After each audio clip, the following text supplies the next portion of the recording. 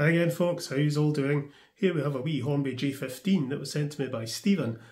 He said he bought this new a couple of years ago, but was very disappointed in the way it ran. He said it was a bit slow and a bit noisy. He said he probably should have returned it, but he just left it and has now asked if I could have a look at it. Let's turn on the power, see what happens.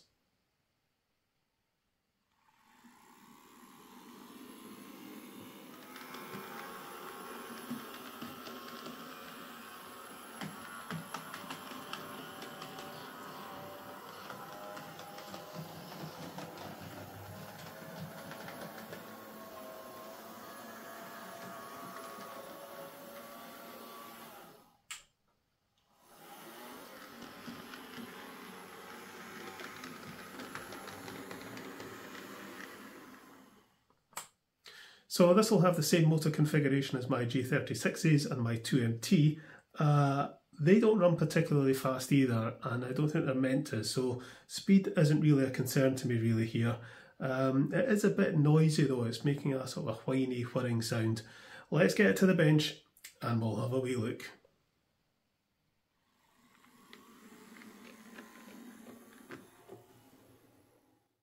Alrighty, well then, a wee Hornby J15. I've come very close to buying one of these a few times, but I think only one of them ever ran in Scotland, as far as I know. You know, my J36s are more fitting really from my layout, and I still want to get the LNER one at some point.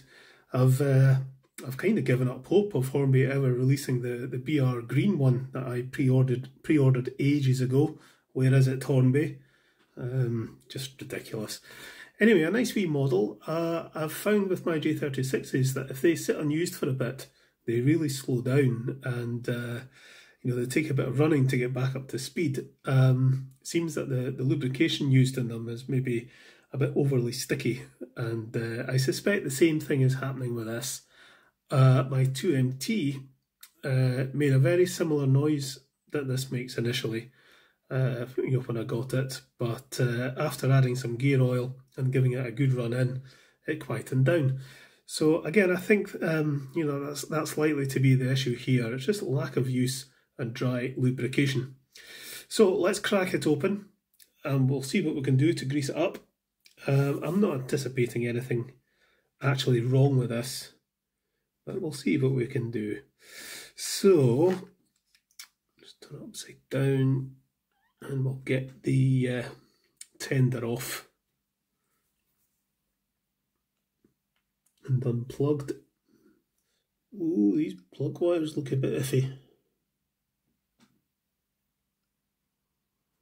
Oh dear, spoke too soon when I thought there wasn't going to be anything wrong with it. Just get the endoscope in.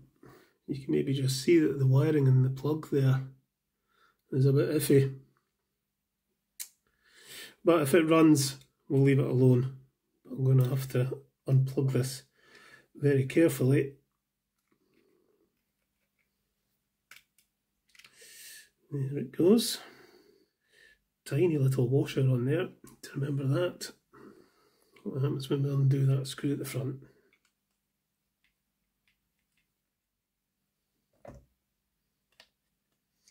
There we go, that just comes out. Nice die-cast body, just like the J36. Right, so there is the little motor. So the first thing to do is get the cover off this gearbox, and we'll get some lubrication in there. I think this just unclips, like so. There's no resistance turning that flywheel at all, so I don't know where the noise is coming from or why it runs so slow. Might have to have a wee look at the axles. But we'll get a nice big dollop of gear oil in there. And we'll undo these two screws and remove the underframe, get a wee look at the axles. It lifts off nicely. So yeah, it's all nice and clean looking. There's no obvious reason why it would run slow, but we'll get some fresh lubrication in there anyway. think what I'd like to do is to lift the motor out and get some grease into the ends of the drive shaft. They're actually quite easy to work on, these wee models. There's not much to them. Right, that wee bracket comes off. Right, there we go. So there's that drive shaft out. So we'll get some silicone grease and we'll put a big dollop in there.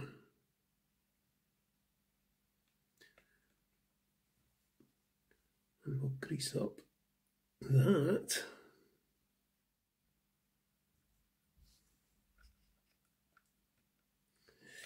There. Fit these wee screws back in.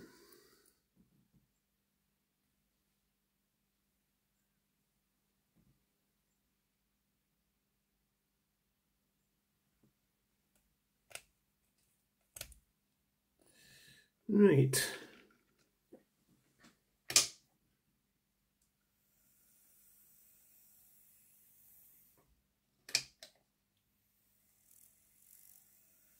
Doesn't sound too bad here in the test track. Maybe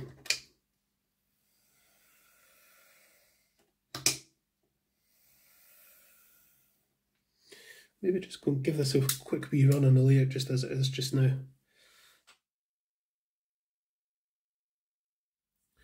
Right, so cutting a long story short here, I gave this a really good run in both directions, about half hour each way, and it did speed up a bit, but it actually started getting a bit noisier, if anything. So I've removed the worm gear so I can run the motor on its own, and that's telling me it's a noisy motor. It's got nothing to do with the gears.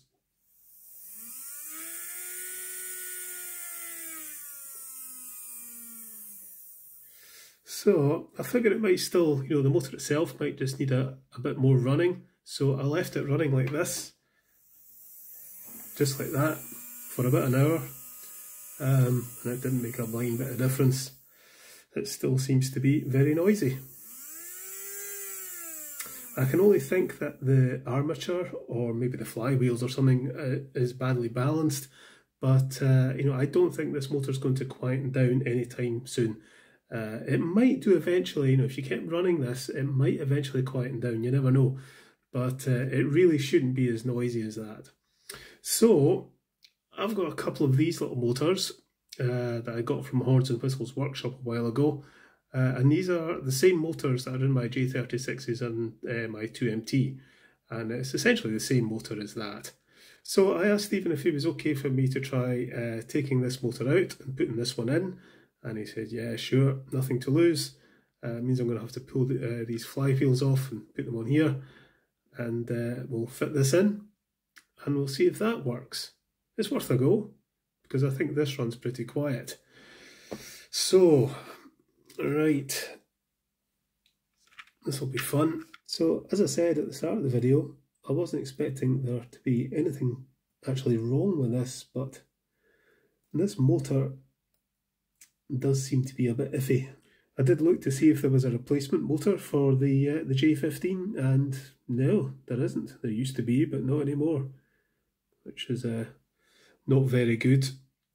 And you can get replacement motors for the J36 and the 2MT, but they cost an absolute fortune. So if I can get this to fit, all well and good. Right, we'll need to get the wires out of this. I'm just trying to see what the polarity of this motor is. I don't know if you can see, but the polarity is marked on the motor just at the top there. It's a wee plus sign. And it's the same in there. So at least I know which way around the motor goes when I get it out. Desolder that. Now that's my positive wire, so we'll put that to that side. And that's the negative wire, the shorter one. Right, okay, I think this flywheel will come off easy enough. There's plenty of room behind it. but we've got this little mounting bracket behind this flywheel, so could be a bit tricky. Probably going to have to do the trick I did before with the drill bit.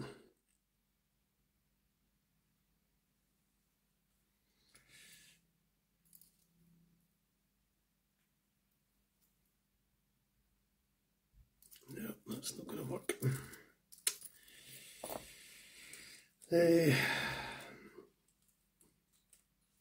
I have scoured the internet for better pullers, better gear pullers, but they just don't seem to exist. They're all fairly crude things like this, or like that, and none of them, you know, the pins that go down into the whatever it is you're removing, none of them are thin enough.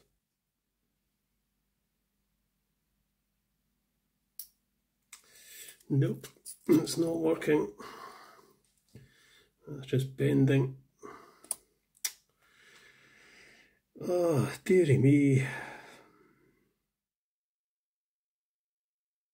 Right, so I rested this in the vise, put the screwdriver down in there and gave it a couple of taps with a hammer, and that's shifted it a little bit. And I'm hoping it's shifted it enough to allow that little bit of drill bit to stay put and pull it out.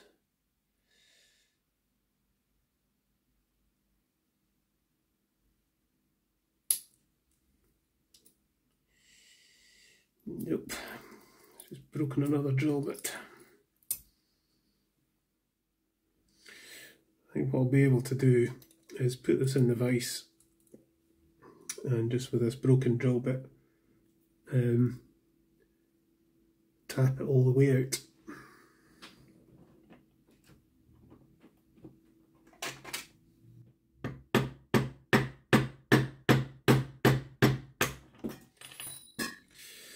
Like so. That's going to be the way to do it.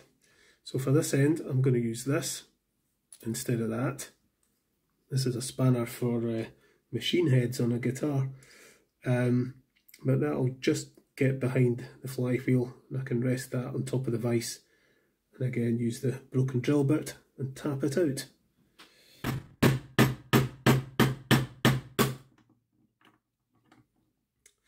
And there we go, it's off. Took a bit of doing that, and that's the wee bracket. So I've now got to get this one off of here.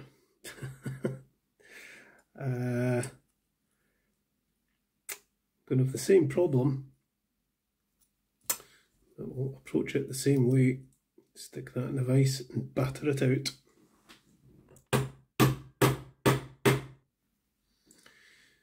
Now,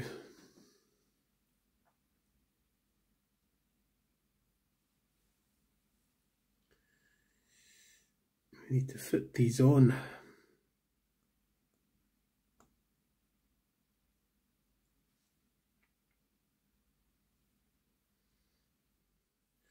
That one's actually going on very easily, just by hand. Can't get it off now though.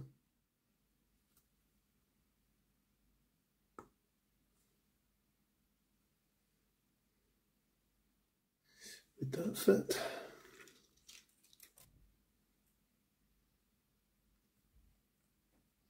Yeah, I think that'll fit at that. So I've actually just been able to squeeze these on by hand. I think they're fine. Through there like that. Get some solder on that.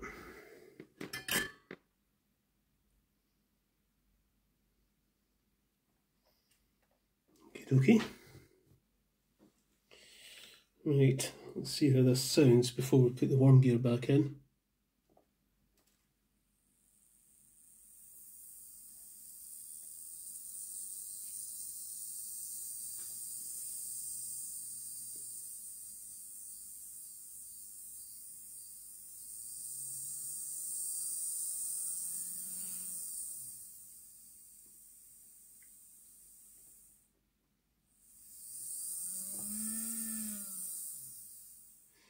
Yeah, seems better. It's hard to say though.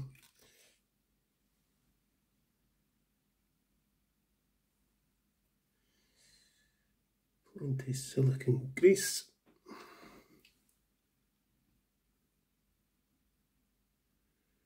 Put that back in.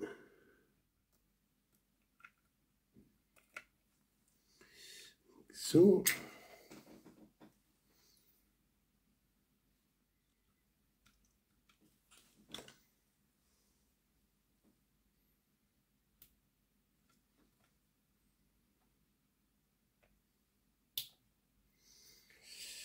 Right.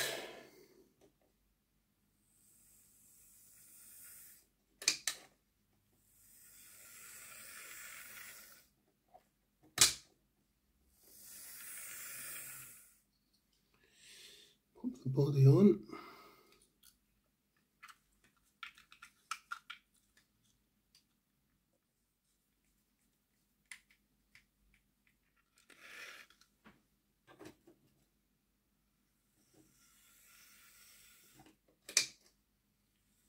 So we've successfully swapped the motor. Have we successfully quietened it down a bit? Let's go and pull it out of the shed and find out. Okay then, let's bring her out.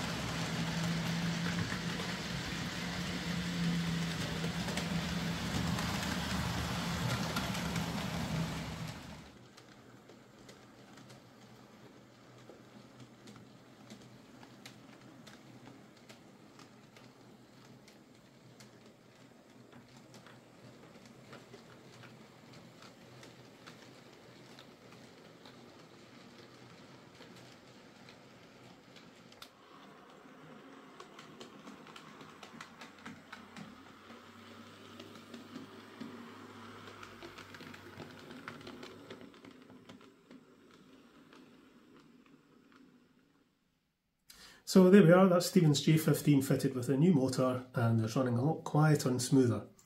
I suppose the moral of the story is here, if you think there's something wrong with a new model that you've just bought, return it immediately, because you know what it's like if you put something on a shelf or in a cupboard or whatever with the intention of dealing with it the next day or the day after that.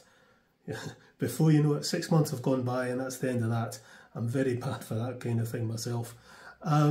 Yeah, clearly a bit of a rubbish motor in this, probably a badly balanced armature, but who knows. But fortunately I had a couple of those wee motors spare that seem to be a lot better. I need to find a source for these wee motors. If anyone knows where you can get hold of them, please let me know. Getting the flywheels off was a bit of a challenge. I had to resort to a hammer and a small screwdriver to start them off, and then hammering them out with a drill bit. Putting the flywheels onto the new motor was easy enough though, they just pushed on by hand. As with the J36 and 2MT and any other models with this motor configuration, they seem to be geared to run at scale speeds and do not run fast, but they will speed up with running. Keep them in use, keep them lubricated, and they're very nice runners. Okay, I shall get this packed up and sent back to Stephen. Catch you later, folks.